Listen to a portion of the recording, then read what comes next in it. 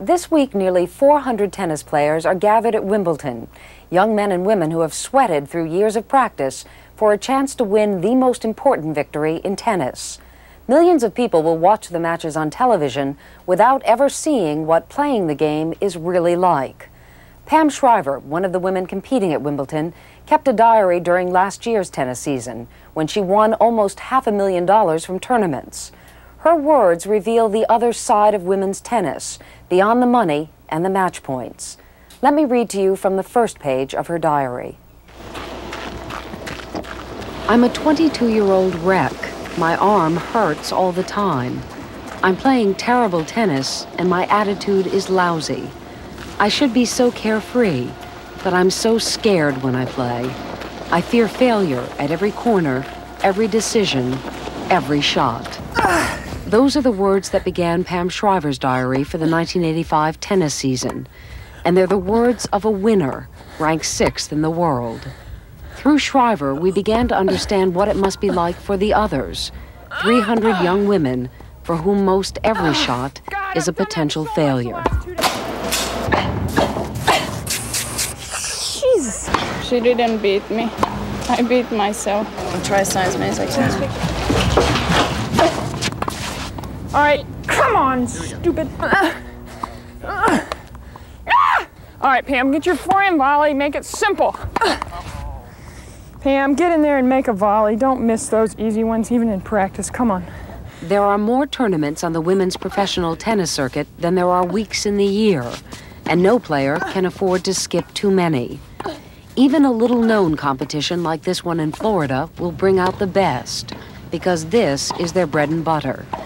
The players bounce from court to court, competing for money and against a computer which ranks them every 2 weeks. This life is just too difficult for a woman, Shriver writes, unless you're Chris or Martina and you win all the time. You talk about tennis players who've come to hate tennis, to resent it. Have you ever hated the game? Well, I have a tremendous love-hate relationship with the sport. God, anytime you pour so much of your heart and soul into something and meet with frustration and losing, you're gonna end up with some strong emotions that you wonder if you really hate it. But once again, I might hate it for 3 days, and then the next thing you know, it's fantastic. Shriver was only 16 when she found herself in the semifinals of the U.S. Open, a child beating a champ named Martina Navratilova. But she had been practicing since the age of 9 to get here, on her family's courts in a wealthy suburb of Maryland. All the money and applause of pro tennis were suddenly hers until she faced Chris Everett Lloyd in the finals.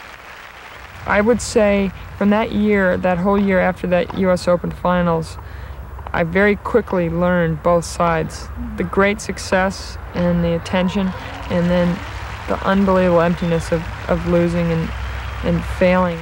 Despite her high ranking, Shriver has never won a Grand Slam singles title at the U.S., French, and Australian Opens or at Wimbledon. And now she's playing on borrowed time. The average player only lasts 6 or 7 years. Shriver is into her 9th and working extra hard to hang on.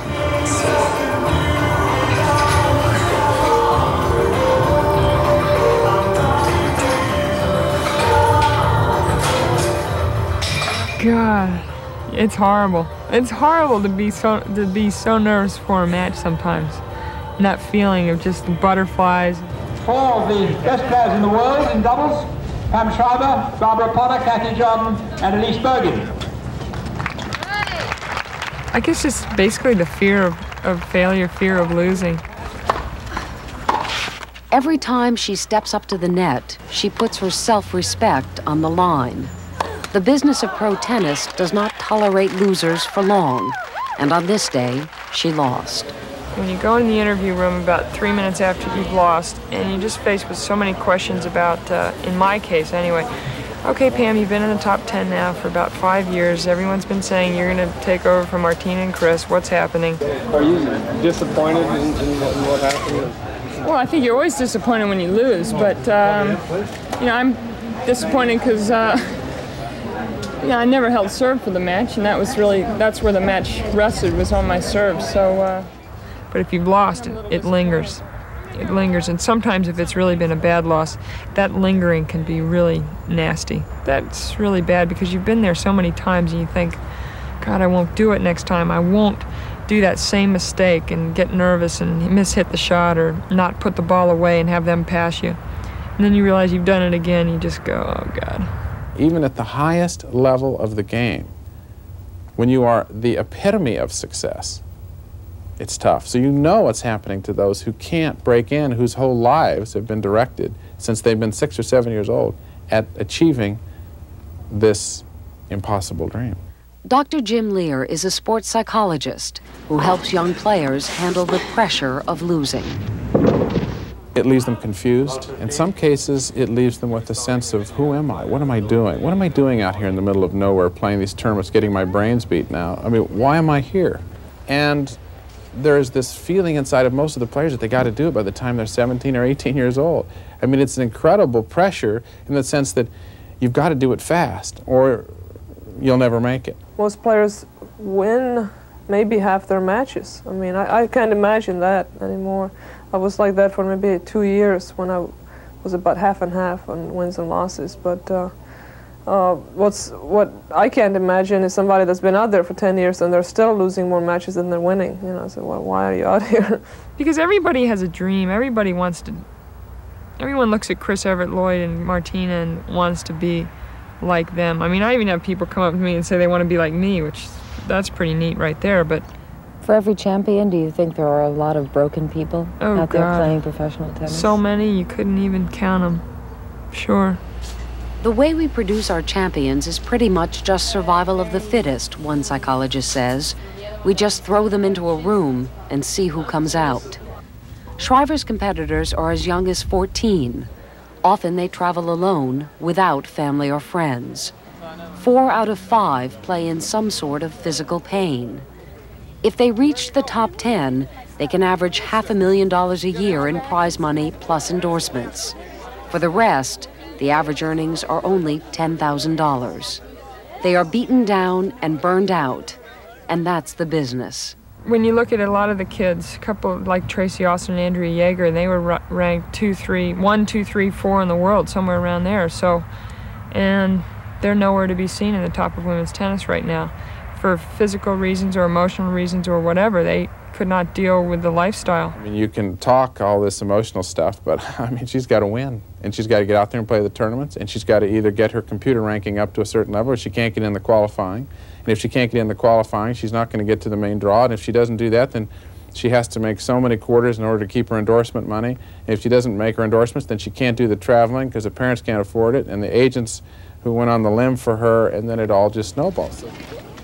The Women's Tennis Association does not promote pictures like this one of a young player strapped into a saddlebag packed with ice to reduce the swelling. It does not discuss the loneliness of life on the road. In your diary, you mentioned that when male athletes get depressed, they turn to drugs and alcohol. But when women athletes get depressed, they turn to each other. Well, I think that's true, especially a couple of years ago in women's tennis, we didn't have as much money as there is now, and so you couldn't afford to travel with a coach or a parent or a sister, boyfriend, husband. So basically it was a traveling group of girls. And if you're emotionally so depressed, girls are not of the nature that they don't want to go down to the nearest bar and pick up some guy and tell their problems about. So you tend to get very close to a couple of good friends. And from those friendships, maybe they develop into something more. Partly because Martina Navratilova and Billie Jean King revealed they were bisexual, the profession countered last year with a calendar full of pretty players, adding one more pressure to the game. They want them very feminine, very dainty looking, and very pretty, because that's so saleable in the marketplace. And so the girls feel that. I've been asked to be in the calendar for a couple of years, and I've said no, just because it just seemed like not the right way to say, hey, I'm feminine, I'm a girl, like me. But twice a year, Shriver does pose with nice clothes and no sweat for the racket company she endorses. In one effort to ease the pressure, the Tennis Association has announced that beginning this year, it will give the girls some time off. No major tournaments in December. But chances are players like Shriver will spend that time working out and worrying about their next serve. All athletes have fears, Shriver writes, the fear of losing, the fear of injuries. My fear is the fear of retirement. Can I survive the loneliness and pettiness of the career I've chosen? Will I ever fulfill my potential? When I leave tennis, the one thing that I really want to do is be able to take one of those titles away. And then I suppose once you win the one, then you end up saying, all I want to do is take two away or one of each. So at any rate, it's never ending. It's never enough.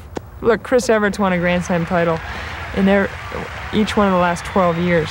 It's never enough. Martina wants to win the overall Grand Slam record.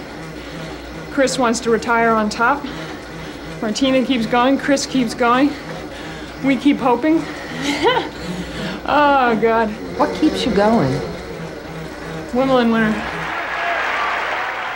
Pam Shriver won't be the Wimbledon winner this year. Yesterday in an upset, she lost in the first round.